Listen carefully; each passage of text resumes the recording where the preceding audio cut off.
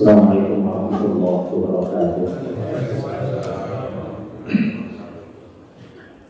Alhamdulillah nahmaduhu wa nasta'inuhu wa nastaghfiruhu wa nastahdihi wa natubu ilayhi wa na'udzu billahi min shururi anfusina wa sayyiati a'malina may yahdihillahu fala mudilla lahu wa may yudlil falan tajida lahu waliyyan mursyida. Asyhadu an la ilaha illallah wahdahu la syarika lahu wa asyhadu anna Muhammadan abduhu wa rasuluhu man la nabiyya wa la rasula ba'da. Faqala Allahu jalla wa ala fi kitabihil karim. A'udzu billahi as-sami'il 'alim minasy syaithanir rajim. Bismillahirrahmanirrahim. Ya ayyuhalladzina amanu taqullaha haqqa tuqatih wa la tamutunna illa wa antum muslimun. Amma ba'd. Hadirin jemaah muslimin wal muslimat, Bapak dan Ibu semuanya, ikhwah wa akhwati fid din, a'azani Allah wa iyyakum. Alhamdulillah, kita bersyukur kepada Allah Subhanahu wa taala atas segala bentuk limpahan kenikmatan dan kebaikan dari Allah Subhanahu wa taala, dan tidak ada satupun kebaikan yang bisa kita tegakkan kecuali Allah yang Maha berkehendak agar kebaikan itu bisa kita laksanakan. La haula wala quwwata illa billah. Tidak ada daya upaya dan kekuatan apapun melainkan atas kehendak Allah Subhanahu wa taala. Kibar sahabat Abdullah bin Mas'ud radhiyallahu taala anhu memaknai kalimat la haula wala quwwata illa billah adalah, kata beliau, la haulatu bi ma'siyatillahi illa bi usmatihi. Seseorang itu tidak akan pernah bisa meninggalkan kemaksiatan kecuali Allah yang menghalanginya. Wala quwwatu bi ta'atillahi illa bi ma'unatihi. Dan orang itu tidak akan pernah bisa menegakkan kebaikan, orang itu tidak akan pernah bisa menegakkan ibadah kecuali Allah yang menolongnya. Jadi hari ini kita bisa duduk berkumpul di rumah Allah yang penuh kemuliaan ini, perkara itu tidak akan pernah bisa kita jalankan kecuali Allah yang menghendaki kebaikan itu kepada kita. Maka alhamdulillah, ini perkara yang patut untuk kita syukuri ketika kita masih melihat matahari terbit, dan kemudian hari-hari kita isi dalam rangka untuk menegakkan ketaatan kepada Allah Subhanahu wa taala. Ya, Rasul itu mendoakan kita, mendoakan orang-orang yang bangun di waktu subuh. Ya, doanya masyhur di Sahih Bukhari. Doa Nabi itu kepada umat yang bangun di waktu subuh, kata Nabi sallallahu alaihi wasallam, Allahumma barik li ummati fi bukuriha. Ya Allah, berikan keberkahan kepada umatku yang bangun di waktu subuh. Masya Allah, ya. Maka alhamdulillah, bapak-bapak semuanya, apabila kita dibangunkan di waktu menjelang subuh, ya mudah-mudahan kita dihidupkan dalam kebaikan, dan mudah-mudahan kita diwafatkan dalam kebaikan. Ya, amin ya Allah ya rabbal alamin. Salawat dan salam mudah senantiasa tercurah kepada qudwah dan uswah hasanah kita, Nabi kita yang mulia, Nabi Muhammad sallallahu alaihi wasallam. Mudah-mudahan tercurahkan kepada para keluarga beliau, kepada para sahabatnya, ridwanullahi alaihim ajma'in, dan kepada kita umatnya yang mudah-mudahan tetap terus istiqamah berjalan dalam naungan Al-Quran dan As-Sunnah yang beliau bawa.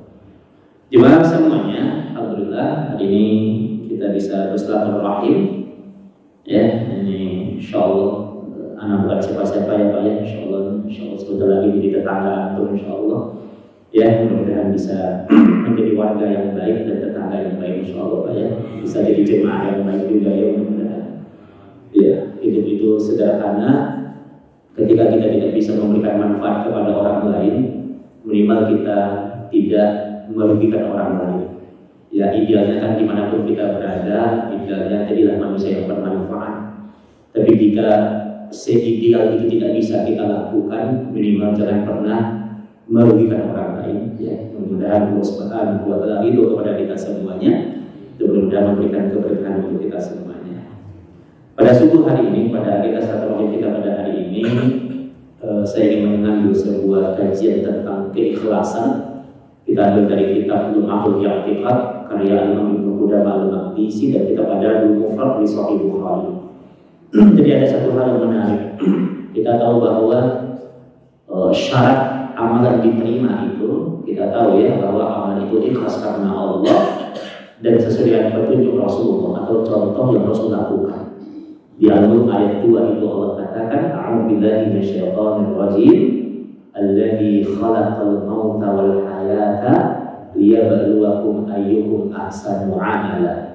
Alladzi khalaqal mauta wal hayata liyabluwakum ayyukum ahsanu amala.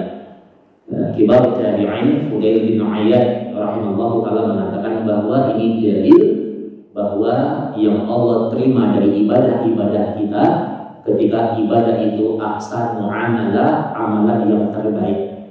Jadi Allah nggak mau terima amalan yang asal-asalan, Allah nggak mau terima amalan yang asal jadi, tapi yang Allah terima amalan yang terbaik. Dan yang terbaik itu ketika amalan itu ikhlas karena Allah dan sesuai dengan apa yang Rasul contohkan.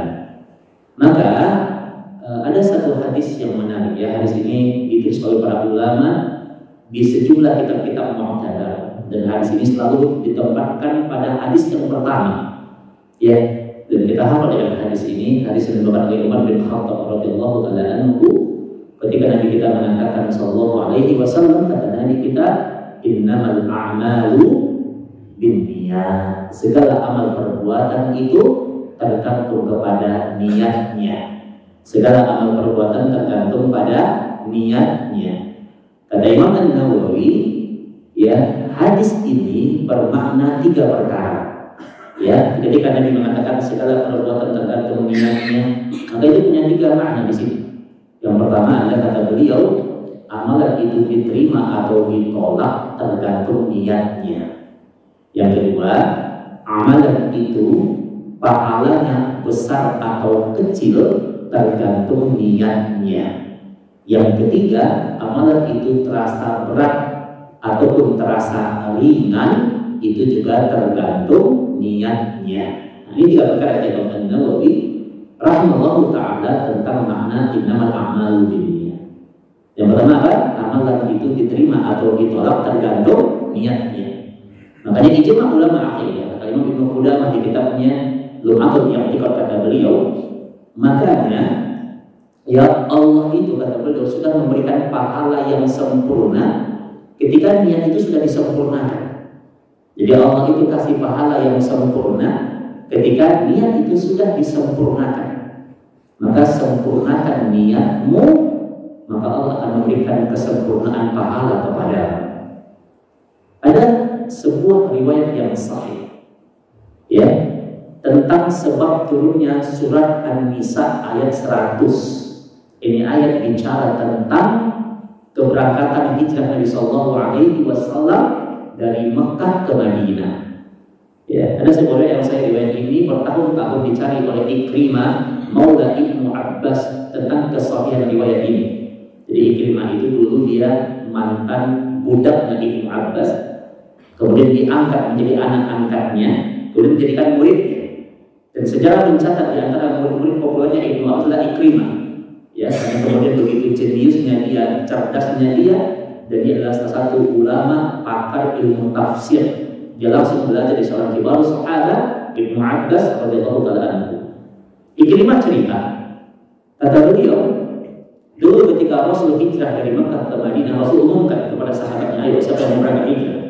Kemudian para sahabat itu berbondong-bondong untuk mempersamai hijrah bersama Rasulullah Sallallahu Alaihi Wasallam. Ada yang kemudian mereka ikut bersama Rasul, ada yang kemudian mereka ikut menyusul Rasulullah Sallallahu Alaihi Wasallam. Ya. Dan kemudian dalam riwayat yang oleh Ikrimah, ada seorang sahabat namanya Ibnu Damroh Al-Laythi radhiyallahu taala anhu. Ibnu Damroh ini sahabat yang sudah sepuh, usianya sudah tua, dan dia termasuk sahabat yang mendapatkan rukhsah, mendapatkan keringanan untuk tidak berangkat hijrah. Karena di An-Nisa 98 itu Allah katakan, innal mustad'afina minar rijal wan nisa wal wildan la yahilluna illatan wa la yahtaduna sabila. Jadi orang-orang yang lemah, yang sudah sepuh, wanita-wanita yang lemah, anak-anak kecil yang nggak punya kendaraan, yang nggak tahu jalan, itu boleh tidak berangkat hijrah. Itu rukhsah, itu keringanan. Dan Ibnu Damrul Al-Laisi ini dia termasuk sahabat yang sudah sepuh, tapi dia tetap bersemangat untuk berangkat hijrah. Ya, dia dilarang oleh keluarganya. Bapak-bapak sudah sepuh. Dan riwayat Bukhari dikatakan dia dilarang oleh keluarganya. Tapi dia katakan, aku ingin tetap berangkat hijrah. Sahabat udah nyampe di Madinah ini, dan dia ingin menyusul. Ya, kata keluarganya, bapak sudah sepuh, Pak, istirahat saja. Dan Rasul sudah memberikan rukhsah keringanan. Kata Ibnu Damrul, dulu waktu aku masih muda, aku itu seorang pedagang. Aku sering berniaga ke negeri Syam. Ya, aku sering ke Yasrib, ke Madinah, dan aku tahu jalan, dan aku tetap ingin berangkat. Kemudian dia bersemangat, ya, dia berangkat sendirian. Dia siapkan kendaraannya, dia siapkan perbekalannya, dia sudah membayangkan indahnya Madinah, dia sudah membayangkan duduknya di majlis Nabi Sallallahu Alaihi Wasallam. Kemudian dia tetap berangkat hijrah, dia berangkat sendirian. Selepas Mekah sampai di Tan'im, ini disahihkan dalam kitab Sunan Imam At-Tirmidzi. Sampai di Tan'im, di negeri Tan'im, Ibnu Damrul ini meninggal dunia. Meninggal dunia dalam perjalanan, meninggal dunia dia.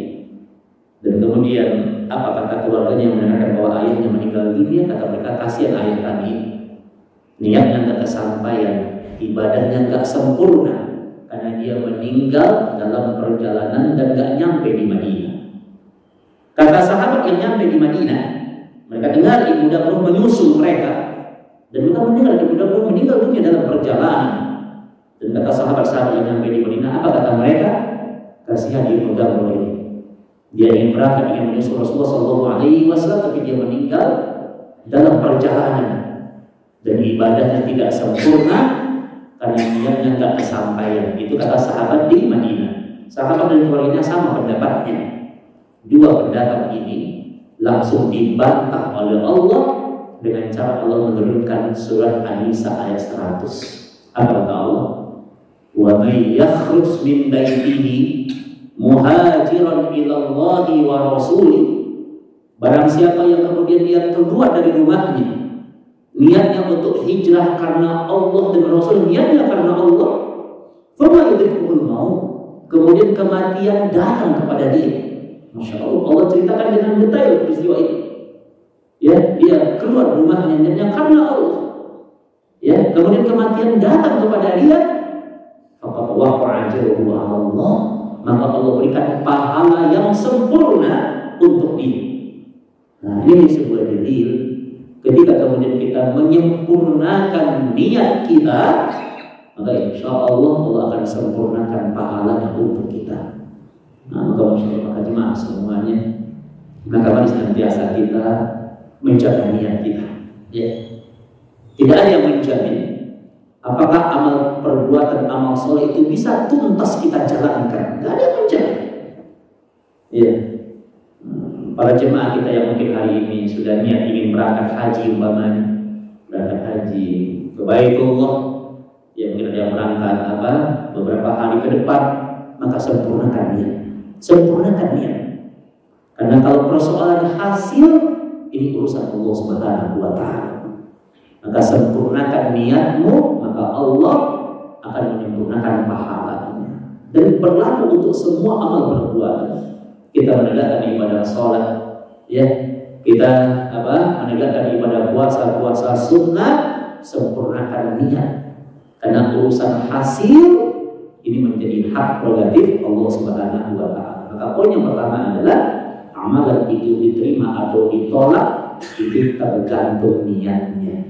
Yang kedua, kata Imam An-Nawawi, amalan itu besar atau kecil pahalanya tergantung niatnya. Nah, maka kata Ibnu Mubarak rahimahullah taala mengatakan, kata beliau, rubba amalin saghirin tukabbiru ummiyah. Betapa banyak amalan-amalan yang kecil amalannya, bahkan tidak dinilai sama orang lain, tukabbiru ummiyah, tapi besar pahalanya itu karena tulusnya niatnya, ikhlasnya niatnya. Tapi rubba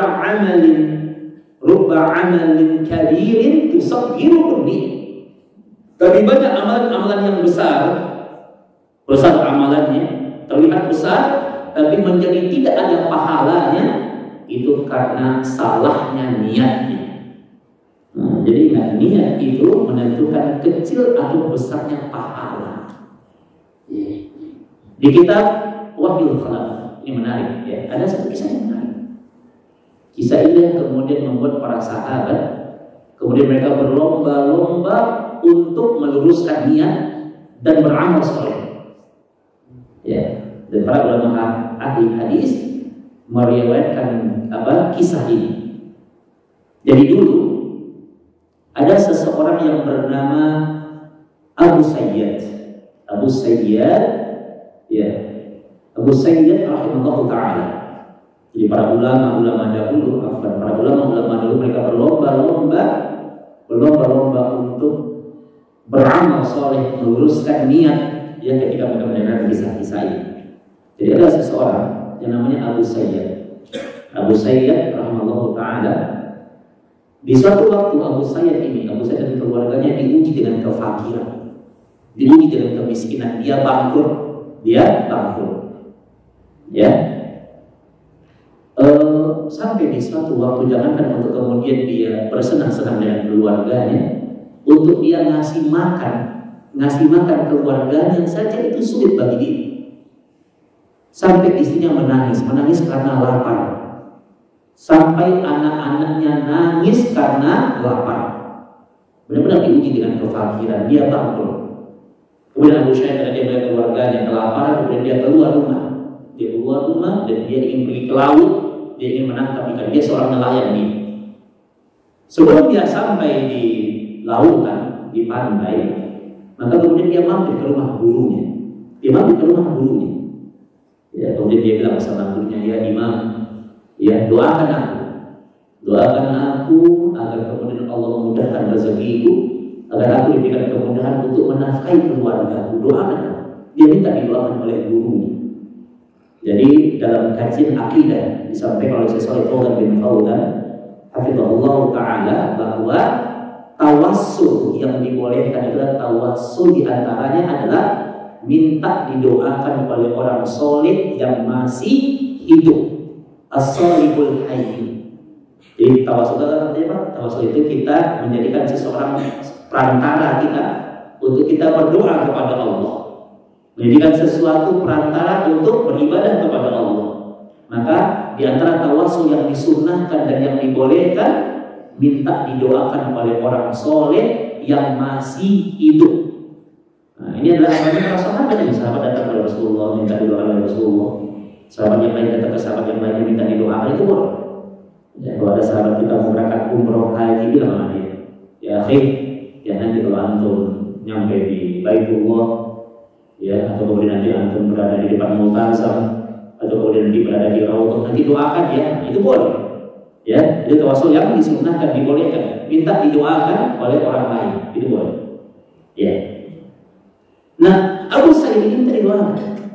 Kemudian kata gurunya, antum tunggu sejenak di sini, tunggu sebentar di sini, aku ingin sholat dulu. Gurunya sholat.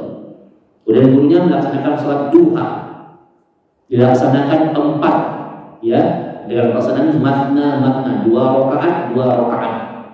Jadi di antara hadis yang sahih mengatakan kalau bisa 2 itu, kalau kita punya waktu minimal tegakkan 4 rakaat, 2. Ya, kalau yang saya dikatakan Nabi itu duhanya 4 sampai 8 rakaat, ya, dengan pelaksanaan 2. Ya, gurunya sholat duha, kemudian dia mendoakan muridnya agar dimudahkan rezekinya, dimudahkan untuk menafkahi keluarganya. Kemudian Abu Sayyid ini kemudian disuruh berangkat kuda, kemudian berangkatlah engkau, kemudian dia berangkat, dia menuju pantai, dia ingin menangkap ikan. Kemudian dengan izin Allah dia tebarkan jaringnya, dan dia mendapatkan ikan yang besar. Ikan yang besar itu kemudian dia bawa ke pasar. Dia jual ikan itu. Dan dari penjualan ikan itu dia mendapatkan 2 potong roti. Jadi hanya kebeli 2 roti. Ulama dengan detail meriwayatkan riwayat ini ya dengan detail, sampai kalau para ulama 1 roti itu dia kasih madu dan 1 roti itu dia kasih keju, dan dia bawa dua-duanya. Kemudian sebelum dia sampai ke rumahnya, dia kembali mampir ke gurunya. Dia bilang ke gurunya, wahai guru, ini ada 2 roti. 1 roti ini untuk diriku dan keluargaku, dan 1 roti ini untuk wahai guru. Dikasih gurunya. Kata gurunya, enggak, ini punya engkau. Ini rezeki engkau dan keluarga engkau. Ini untuk diriku dan keluarga. Apa kata gurunya? Kalaulah tadi aku mendoakan untuk diriku, belum tentu Allah kabulkan. Jadi ada sebuah riwayat yang sahih mengatakan bahwa doanya seorang muslim untuk sahabatnya, untuk saudaranya, itu mustajab di hadapan Allah. Nah, maka sering-sering Pak ya, kita dengan sesama jemaah ketemu di masjid sering doakan sahabat kita tanpa sepengetahuan dia. Nah, karena ada sebuah riwayat yang sahih dalam riwayat tersebut dikatakan, barang siapa yang diam-diam mendoakan saudaranya, maka malaikat pun diam-diam mendoakannya. Nah, jadi apa yang kita tanam, itu yang akan kita tuai. Kebaikan yang kita doakan untuk orang lain, itu akan kembali kepada kita. Saya doakan orang lain. Ya, kalau antum menjenguk orang sakit, datang ke tempat beliau, doakan dia. Ya akhi, semoga Allah sembuhkan, syafaqallah sifa'an ajilan, alhamdulillah sahabat nas istiwa tasafi, la syifa'an illa sifa'uka sifa'an Allah, doakan dia. Dan saling doakan. Nah, ini ada hal yang menarik. Ya, Imam Bukhari itu pernah mengatakan bahwa akan ada sunnah yang terlupakan. Kan kalau kita datang orang sakit, kan kita doakan dia. Tapi ada sunnah yang terlupakan. Ada ajaran yang terlupakan di sini. Harusnya kata para ulama, itu orang yang sakit juga mendoakan orang yang menjenguknya. Nah, makanya kebiasaan Imam Hasan Al-Basri di Ar-Risalah dikatakan, Imam Hasan Al-Basri itu setiap Jumat dia berkunjung ke tempat-tempat pengobatan tabib. Kalau kita hari ini di rumah sakit, dia datangi dan dia minta didoakan oleh orang yang sakit. Kata para ulama, doa orang yang sakit itu mustajab untuk orang lain dan belum tentu mustajab untuk dirinya. Kenapa? Karena dia sedang diuji dia.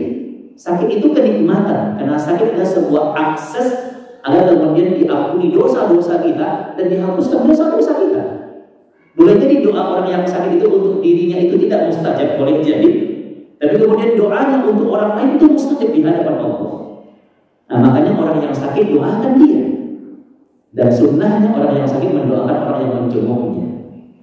Jadi kalau kita datang orang sakit, akhirnya kemudian hidup anak mungkin mereka anak-anaknya menjadi anak yang soleh dan soleha, minta didoakan kebaikan.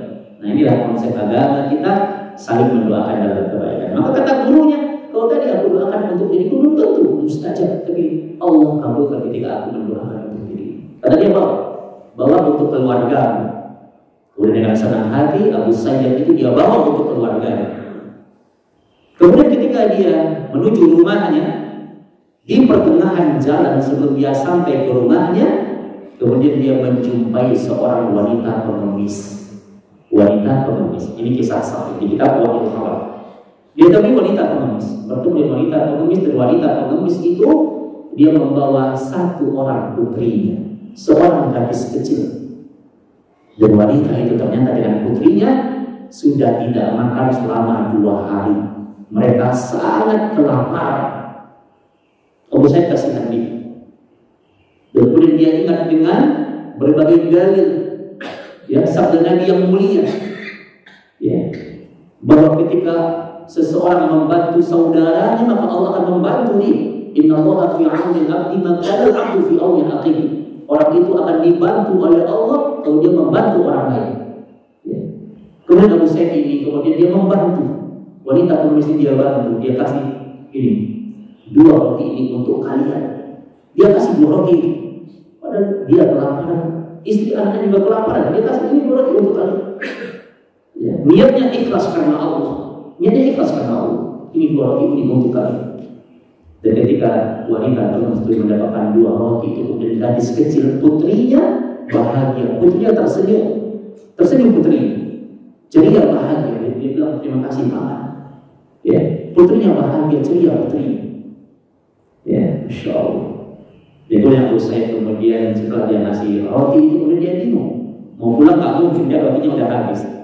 Kemudian dia kembali ke pasar. Dia mikir kalau dia nanti di pasar mungkin ada pekerjaan yang bisa dia lakukan, ngangkut barang orang atau apa, dan dia bisa ngasih makan untuk keluarga. Dia kembali ke pasar. Kata para ulama yang meriwayatkan riwayat ini, kata para ulama, ketika Abu Said ini nyampe di gerbang pintu pasar, ketika dia nyampe di gerbang pintu pasar, dia ingin memasuki pasar, kemudian di ujung pasar ada orang yang teriak-teriak. Apa kata orang yang teriak itu? Dia katakan, dullani ala man abi sayyad, dullani ala man abi sayyad.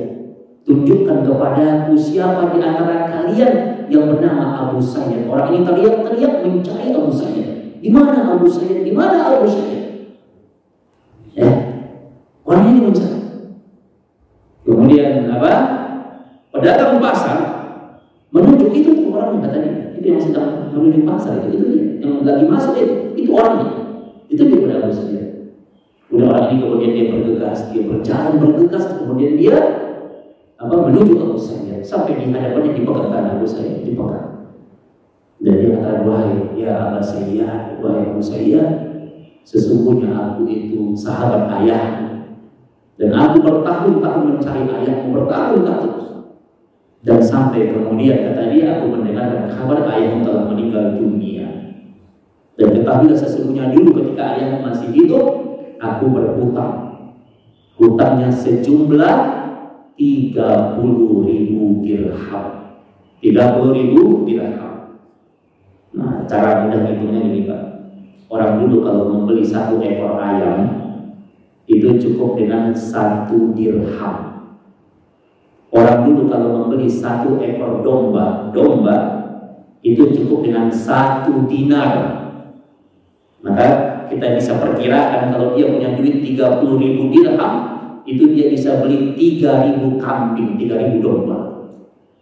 Akhirnya Abu Said menjadi orang yang paling terkaya di negeri itu. Coba lihat bagaimana Allah itu membalas dengan cepat pada waktu yang tepat. Allah balas setiap kebaikan itu, Allah balas. Abu Said menjadi orang yang paling kaya.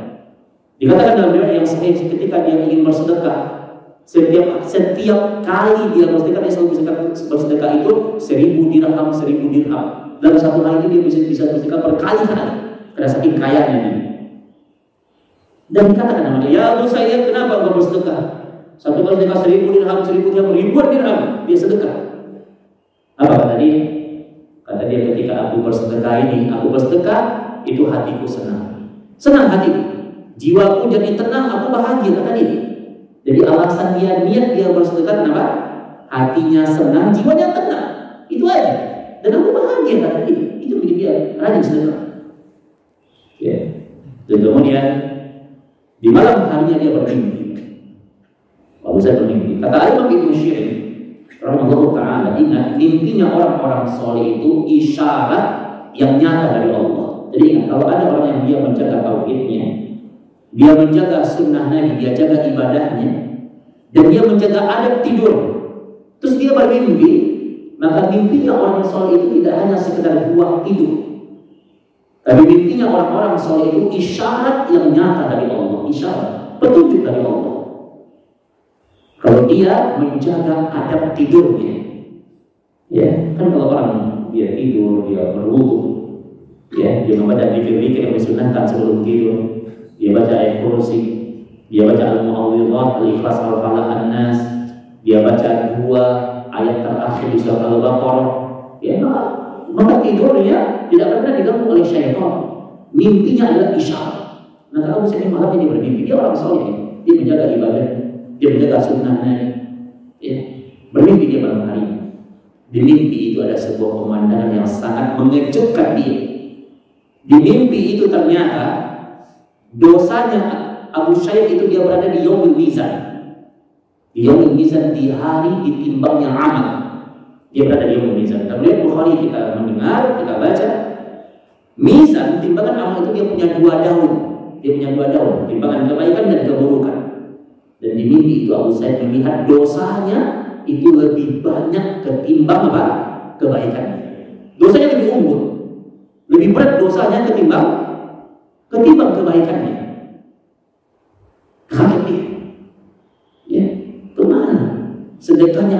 ribuan dirham itu. Ribuan dirham dia sedekahkan kemana itu? Dia bertanya nih.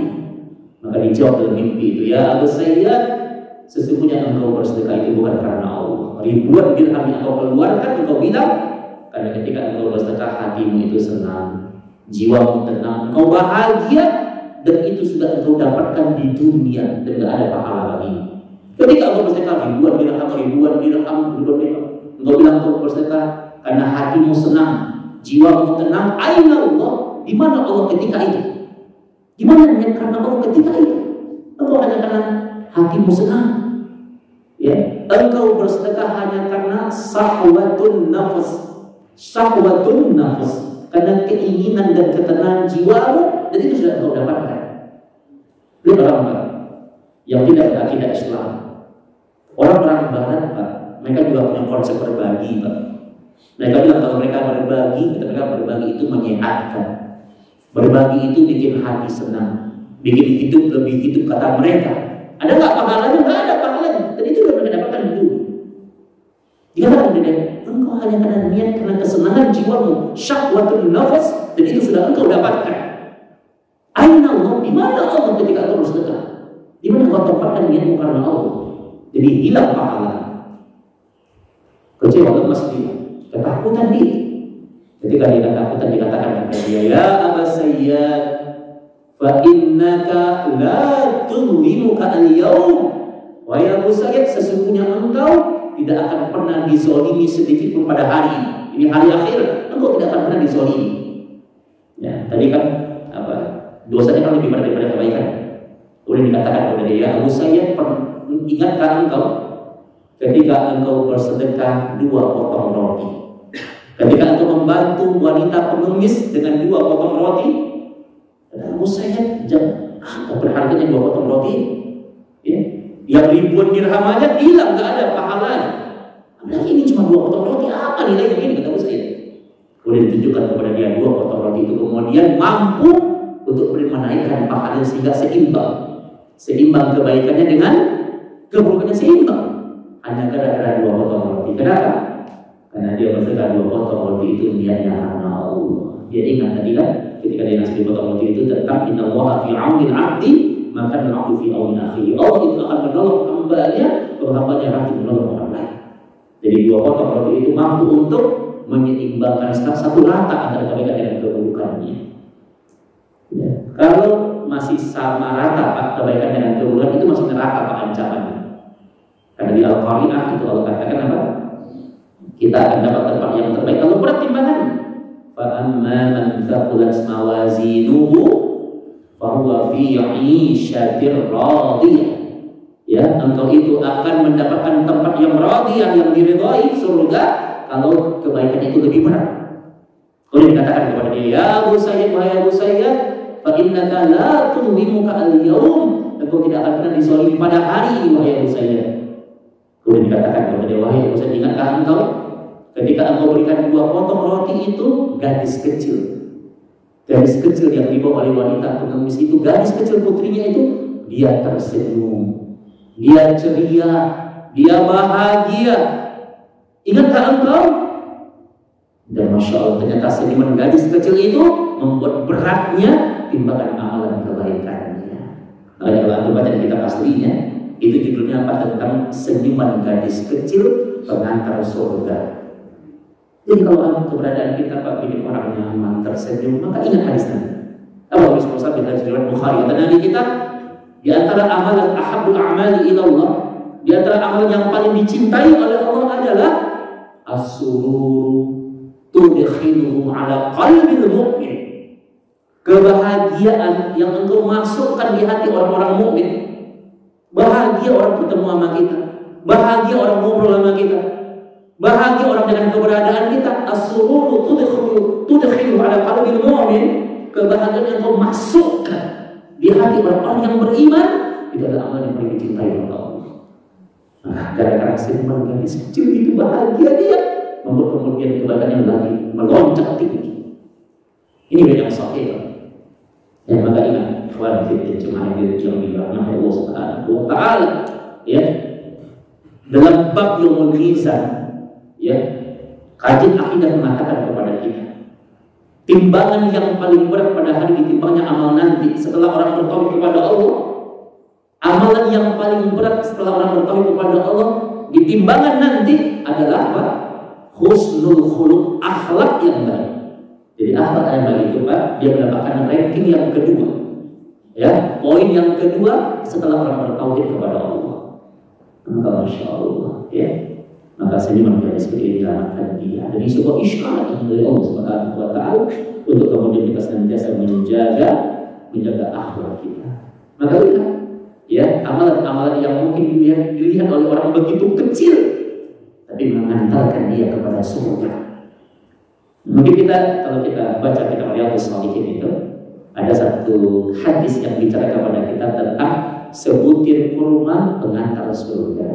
Nah, apa nama hadisnya ya? Ada seorang wanita, kata Aisyah, Pak, dakhalat alayya miskinatun walaha ibnatain. Kata Aisyah, dulu di rumahku itu pernah masuk seorang wanita yang miskin. Wanita itu dia membawa 2 orang putrinya. Dan kata Aisyah, di rumahku aku tak punya apa-apa kecuali kata marah, aku cuma punya 3 butir kurma. Dikasih sama wanita itu. Dan kemudian 1 butir kurma dikasih wanita kepada anaknya yang pertama, 1 lagi dikasih kepada anaknya yang kedua. Dan kemudian karena dia lapar, dia ikut menikmati kurma itu. Ketika udah kurma itu udah nyampe di depan mulutnya, dia mau gigit kurma itu, anaknya nangis, minta nambah lagi karena nggak kenyang 1 kurma. Si ibu ini kemudian dia belah kurma itu, dibelah 2 sama dia, kemudian dia kasih kepada anaknya. Apa kata Aisyah? Aisyah lapar sama Nabi SAW. Dan merespon kejadian itu. Kata Nabi, laqad aujaba biha ilal jannah wa a'taqaha minan nar. Gara-gara perbuatan wanita itu, maka Allah aujaba, makna aujaba, Allah wajibkan wanita itu masuk ke surga dan Allah selamatkan wanita itu dari siksa api neraka.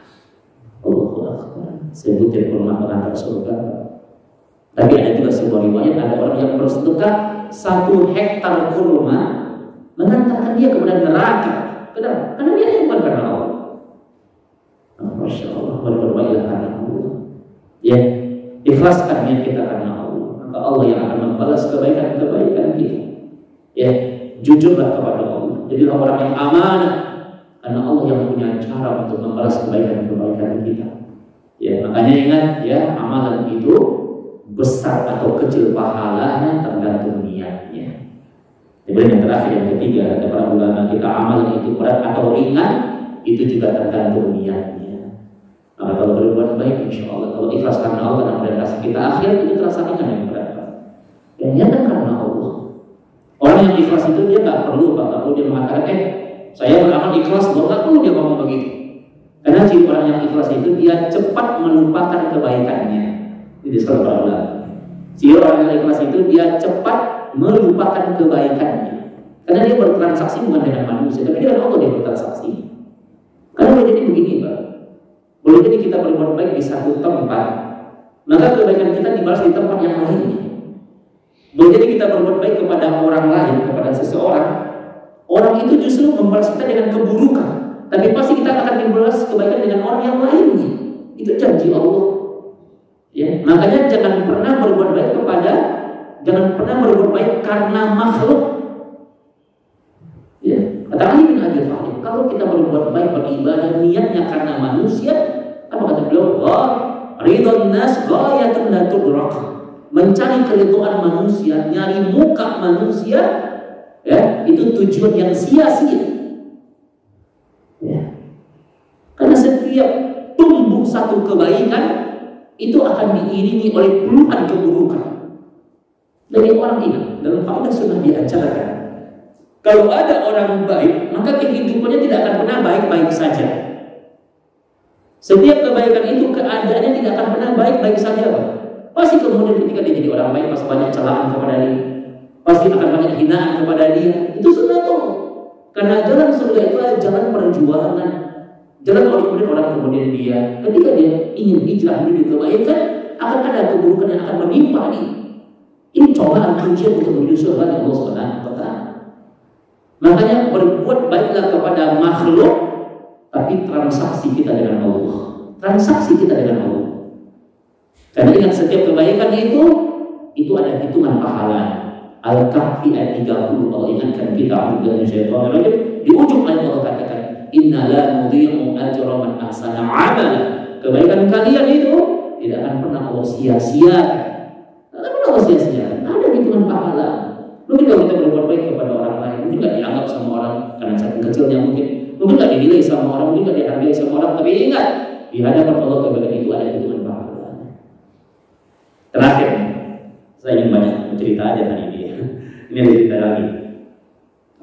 Terakhir ya sebelum kita syuruk. Ini kisah nyata. Kalau antum pernah ikut daurah para asatidz, kisah ini sering diceritakan karena kisah ini bersumber dari cerita yang pernah disampaikan oleh Syekh Abdul Razzaq hafizahullah taala. Ini kisah nyata. Para asatidz sering cerita ini. Ya. Ini menunjukkan kepada kita bahwa betapa indahnya cara Allah itu membalas kebaikan. Makanya Imam Ibnu Qayyim ini kalau kita mau renungi hidup kita aja nih, nggak usah mikirin hidup orang, renungi hidup kita nih. Dari sejak kita kecil sekolah di SD, SMP, kemudian kita di kampung merantau dan ini, itu begitu hebat Allah menata hidup kita. Ya, kadang-kadang apa yang dulu kita sesali menjadi sesuatu yang kita syukuri hari ini, karena begitu hebatnya Allah menata hidup kita. Ini ada kisahnya. Kisah ini di sejumlah daurah sering disampaikan dan antum sudah pernah mendengar. Jadi ada pasangan suami istri Pak di Jeddah tahun 90-an kejadian kisahnya. Sepasang suami istri, suaminya orang soleh, ya, wanitanya juga soleh, pasangan suami istri. Tapi mereka diuji dengan tidak punya anak, istrinya mandul, nggak bisa punya anak. Pasangan ini hobinya itu hobi membantu orang. Pokoknya ada orang susah didatangi dibantu, senang bantu orang. Pasangan suami istri ini. Dan Masya Allah, ya, istrinya ini punya teman. Seorang wanita akhwat. Dan temannya ini diuji. Suaminya meninggal dunia. Meninggal suaminya. Ya. Dan kemudian dia jadi janda wanita ini. Dan kemudian wanita ini, temannya ini cacat Pak. Maaf ya. Cacat kita sampaikan ini bukan untuk menghina siapapun, tapi untuk memperjelas kisah kepada kita agar kita bisa mengambil pelajaran dari kisah ini. Wanita ini wanita yang cacat. Dia nggak bisa Pak jalan. Dia kalau ingin berpindah dari satu tempat ke tempat berikutnya itu dengan cara merangkak dia nggak bisa ya. Dan dia susah untuk mengurusi diri dia. Merangkak. Dia kemudian dia ganti baju apa susah nih. Dan dia ditinggal wafat oleh suami. Kemudian kata istrinya, karena ini teman dia, sahabat dia bilang sama suaminya, suami itu gimana kalau kita bantu wanita ini? Dia udah gak punya siapa-siapa. Kemudian kita bawa dia ke rumah kita bantu dia, kita urusi dia. Ya niat kita niatkan karena Allah. Ya. Karena suaminya juga orang baik, suaminya berpikir sederhana saja. Karena suaminya udah membantu orang itu besar pahalanya, dia membantu aja kata suami. Kemudian istrinya dibawa wanita ini ke rumahnya, wanita yang cacat ini kemudian diurusi, dikasih makan, diurusi, dilayani, benar-benar dibantu, ikhlas karena Allah. Sebulan 2 bulan nggak ada masalah. Masuk bulan yang ketiga, suaminya bilang sama istrinya, kata suaminya, ya istriku, aku mulai terganggu dengan wanita ini, aku terganggu, aku risih, kata dia. Alasannya syar'i. Dia katakan bagaimana wanita ini adalah wanita asing. Ya, wanita asing yang masuk ke rumah ini. Dia bukan mahram dan aku terganggu. Ya. Dan agama melarang perkara ini. Karena dia wanita asing yang kita masukkan ke rumah kita. Karena tadi niatnya semuanya ingin membantu, baru kemudian beberapa bulan baru terasa gitu, terganggu. Kemudian kata istrinya, kalau memang itu alasannya, maka kata istrinya, halalkan dia, nikahi dia. Kata suaminya, nggak mungkin aku menikahi dia, karena aku tidak mencintai dia. Aku nggak cinta sama dia. Aku tidak mencintai dia. Maka kata istrinya, bukankah Rasulullah SAW menikahi beberapa wanita di zamannya itu juga bukan karena alasan cinta, tapi karena Rasul ingin membantu wanita itu. Wah, di situ terdiam suaminya. Ya, Masya Allah. Ya. Melihat akhlak mulianya dari Sallallahu Alaihi Wasallam menikah beberapa wanita karena ingin membantu. Ini bahasa satu kemuliaan akhlak Nabi kita yang mulia. Maka suaminya terdiam ya. Kemudian dia berpikir, ya seminggu 2 minggu, ya kemudian akhirnya suaminya ini kemudian memutuskan untuk menikahi wanita itu untuk menyelamatkan agamanya dan untuk membantu wanita itu. kemudian dia nikahi wanita itu.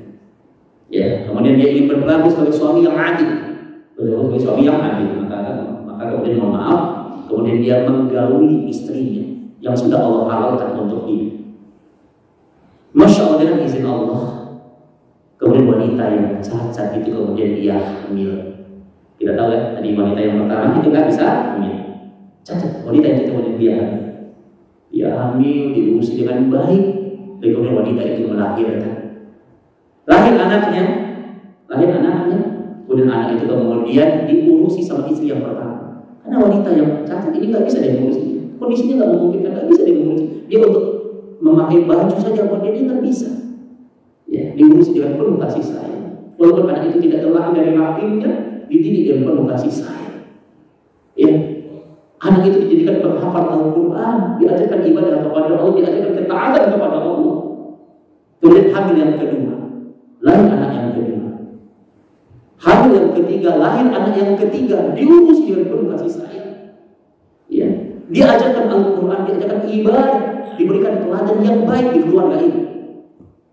Lahir anak yang keempat, kemudian ya diurus dengan penuh kasih sayang. Dan Masya Allah, nah, saya ingat si Abdul Razak ketika cerita ini dulu menangis gitu. Ketika anak yang keempat itu lahir, wanita itu kemudian dia meninggal dunia. Wanita yang cacat itu dia meninggal dunia. Ketika anak yang keempat itu lahir, wanita yang cacat itu kemudian dia meninggal dunia, dia wafat. Dan Masya Allah, empat anak ini dididik dengan penuh kasih sayang. Ya, tidak ada yang kurang. Ya, mereka diajarkan ketaatan kepada Allah. Mereka dididik dengan akidah tauhid yang lurus sampai semua mereka menjadi penghafal Al-Quran. Allahu Akbar. Lihat bagaimana cara Allah membalas kebaikan seseorang. Ya. Dan Masya Allah, di kisah ini dikatakan ketika anak ini beranjak dewasa, mereka tumbuh sebagai anak-anak yang berbakti kepada orang tua. Mereka, di kisah ini dikatakan oleh Abdul Razak, mereka itu adalah orang-orang yang kemudian berebut untuk berbuat baik kepada orang tua. Berebut. Jadi kalau dalam 1 bulan itu ada 4 pekan yang 1 bulan itu berebut. Kalau pekan pertama di anak yang pertama, pekan kedua di anak yang kedua berebut. Belum habis itu pekan, itu anak yang kedua sudah siap-siap. Disiapkan kendaraan, disiapkan makanan yang terbaik di orang tua. Bagaimana kemudian cara Allah itu membalas kebaikan seseorang. Insya Allah. Ya, maka tugas kita tidak memikirkan apa balasan Allah, tapi Allah pasti balas dengan yang lebih baik dari apa yang kita lakukan. Dengan mereka hanya wanita yang mencacat perlu dibantu. Tapi kemudian Allah Subhanahu wa Ta'ala itu selalu memberikan apa yang terbaik dari apa yang kita lakukan. Makanya di An-Nahl 97 itu Allah ingatkan kita. Ya, Allah bilang bahwa balasan Allah itu tidak setimpal, tidak sebanding, tapi balasan Allah pasti lebih baik dari apa yang kita lakukan. Makanya Allah katakan wala najziyannahum ajrahum bi ahsani ma kanu ya'malun. Kata Allah wala najziyannahum. Dan ingat kalau kalian berbuat baik, wala najziyannahum, kalian pasti dibalas. Ingat kata-kata najziyannahum dalam kaidah bahasa Arab itu menggunakan kalimat taukid, ditakid oleh Allah. Allah pasti kalau kalian berbuat baik ini pasti balasan Allah itu lebih baik di ahsani ma kanu ya'malun. Pasti lebih baik dari apa yang kalian lakukan. Masya Allah, anak-anaknya berebut mengurusi orang tua, berebut ingin berbakti kepada orang tua. Anak-anaknya tahu bahwa ayah ibu itu adalah pintu surga bagi mereka. Lalu kemudian anak itu tidak terlahir dari rahim ibunya yang pertama, dilihat niatnya. Masya Allah. Maka kalau kita lihat bagaimana Allah itu menata kehidupan seseorang.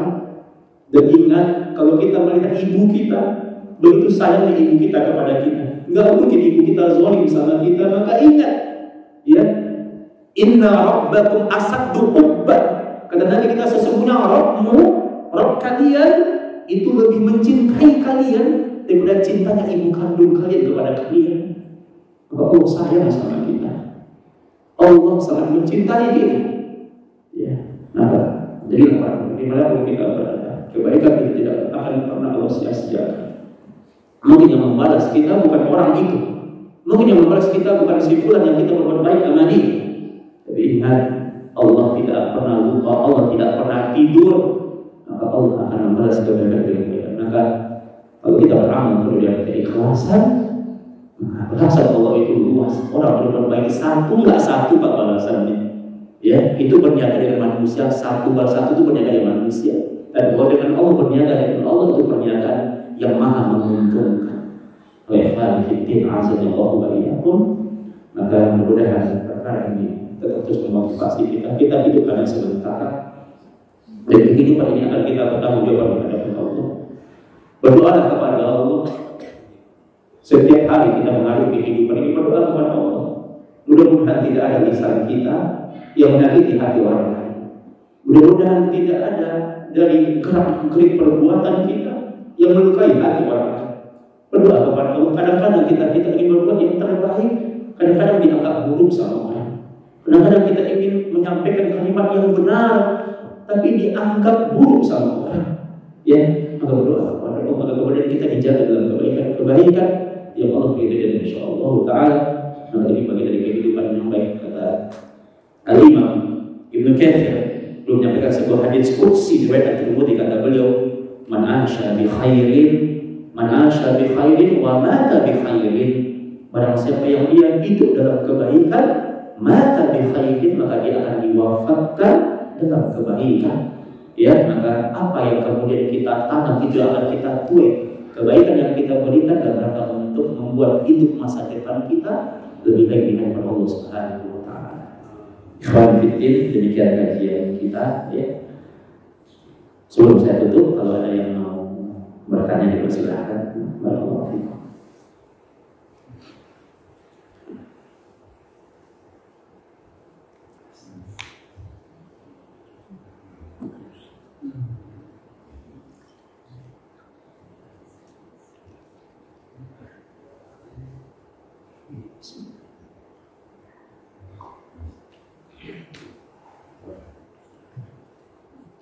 Ya, nggak ada ya Pak ya? Alhamdulillah.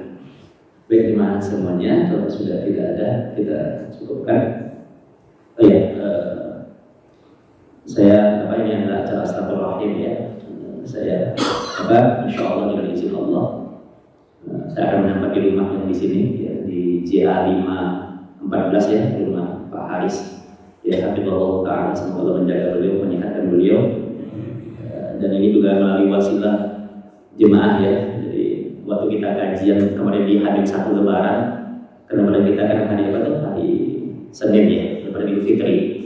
Saya akan ngisi kajian di sini hari Ahad. Kemudian Silaturahim ke Pak Sarbi, kemudian dengan wasilah beliau, kemudian beliau tunjukin ada rumah gitu ya. Dan alhamdulillah tidak berlama-lama ya. Saya istiqoroh malam harinya, istiqoroh, dan alhamdulillah dengan izin Allah mudah-mudahan menjadi tempat yang terbaik ya insya Allah. Di hadis Nabi itu dikatakan al-jar qabla dar, al-jar qabla dar. Kata Nabi kita di Sahih Bukhari, lihatlah tetangganya sebelum membeli rumahnya gitu. Nah itu betul dari Nabi. Nabi yang bilang untuk al-jar qabla dar, itu bisa baca di Sahih Bukhari dari sini. Kata Nabi kita lihat tetangga sebelum beli rumah gitu. Masya Allah ya, tetangganya jemaah alamin gitu ya. Saya sehari-hari aktivitas saya di kantor sehari-hari saya memimpin lembaga pendidikan di Jakarta Timur. Mungkin ada jemaah yang tidak kenal sebagian dari ini. Jadi saya aktivitas di pendidikan dan di dakwah, dan aktivitas dakwah saya masih banyak di daerah Jakarta, tapi mudah-mudahan mulai berangsur ya. Karena tentu jangan sampai sibuk di luar gitu ya, kemudian tetangga sendiri kemudian tidak disapa. Insyaallah saya hanya berharap mudah-mudahan bisa menjadi jemaah yang baik, warga yang baik, yang mudah-mudahan nggak pernah bikin onar ya, nggak pernah bikin rusuh, mudah-mudahan. Saya anaknya ada 4 ya, dan qadarullah 4-nya laki-laki. Jadi mungkin saya berisik nantinya. Yang pertama, kedua di pesantren. Ya, yang pertama udah lulus di pesantren, lagi pengabdian sekarang, dan lagi persiapan untuk kuliah tes di beberapa tempat. Yang kedua di Minhajul Haq di Purwakarta, yang ketiga juga di Minhajul Haq di Purwakarta di pesantren, dan yang ketiga di rumah di SDIT dekat sini sekolah. Jadi Masya Allah ya, makasih banyak-banyak yang membantu kemarin prosesnya. Pak Agus juga banyak bantu, kemudian juga sekarang didadak juga oleh jemaah ya, oleh Pak Muri ya, Pak Muri juga yang merenafnya. Ya, mohon maaf ya, caranya jadi terganggu ya. Ya terganggu karena banyak tumpukan batu ya, dan perkiranya insya Allah mungkin sekitar bulan Juli ya insya Allah nanti mulai ditempati rumah yang di sana tetap di Villa 1 ya, mudah-mudahan nanti bisa dijadikan sebagai masjid sekolah insya Allah. Itu jemaah ya. Nanti mungkin tujuan dari interaksi sehari-hari kita di sini ya. Saya kalau siang mungkin banyak di kantor, tapi insya Allah bisa istiqomah kita berjamaah gitu ya. Dan mungkin kalau prinsip dakwah saya bukan aliran apapun yang saya sama dengan antum ya. Kita kaum muslimin yang mudah-mudahan kita istiqomah dengan Al-Quran dan As-Sunnah. Ya, prinsip dakwah saya adalah dakwah. Kemudian kita mengakukan tauhid ya, mengakukan sunnah Nabi ya. Dan insya Allah kita sangat menghargai semua perbedaan yang ada di masyarakat ya. Saya orang kampung, lahir besar di ranah Minang di kampung. Ayah saya juga kiai kecil-kecilan di kampung, punya pesantren gitu ya. Dan alhamdulillah kehidupan berinteraksi dengan masyarakat jadi bukan dakwah yang eksklusif ya, tapi justru karena berasal dari kampung justru banyak berinteraksi dengan masyarakat gitu. Tentu banyak kekurangan, banyak kesalahan, mohon bimbingannya dari para sepuh, Pak RT, Pak RW, DKM masjid, para pengurus ya, banyak kekurangan ya, nanti bisa dapat bimbingan dan saling nasihat dalam kebaikan. Itu saja, makasih banyak ya, jazakumullah khairan katsiran, barakallahu fikum. Mudah-mudahan kajian hari ini membawa manfaat ya. Manfaatullah wa iyyakum bil ilmi nafi wal amal shalih. Wassallallahu alaihi wasallam. Demikian jemaah, mohon maaf, aku qouli hadza, kita tutup dengan doa kafaratul majlis.